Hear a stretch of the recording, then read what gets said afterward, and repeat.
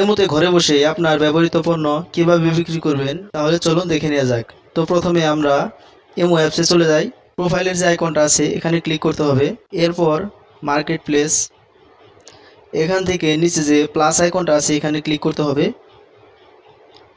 আপনি যে পণ্য বিক্রয় করতে যাচ্ছেন সেই পণ্যের কয়েকটা ছবি বা ভিডিও ক্লিপ তৈরি করে রাখবেন।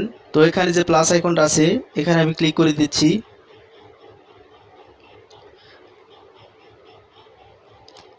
এখান থেকে আমি যে পণ্যটি বিক্রি করতে যাচ্ছি তার কয়েকগুলো ছবি তুলে রেখেছিলাম, ছবিগুলো সিলেক্ট করে নেই। এখানে মাল্টি সিলেক্ট ইমেজ এই অপশনটাতে ক্লিক করতে হবে। এরপর আমি ছবিগুলো সিলেক্ট করে নেই।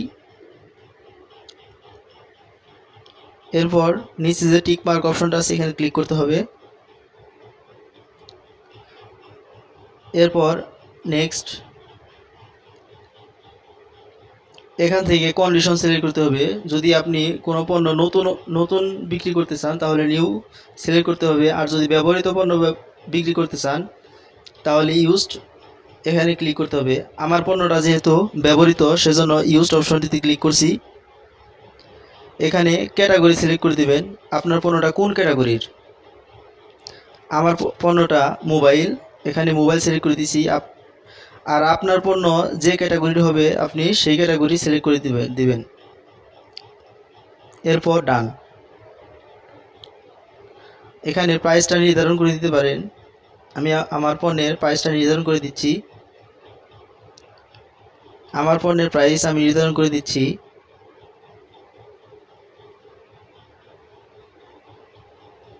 এরপর লোকেশন,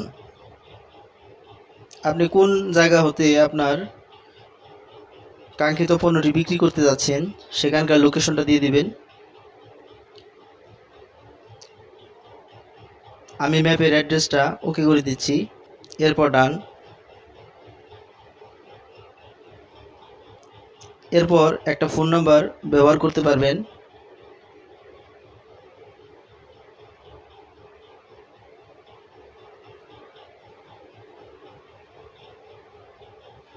এখানে আমি আমার ফোন নাম্বারটা দিয়ে দিচ্ছি। ডান।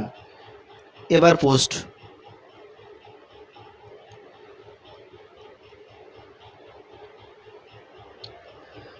এখন দেখতেই পাচ্ছেন আমার পোস্টকৃত পণ্যটি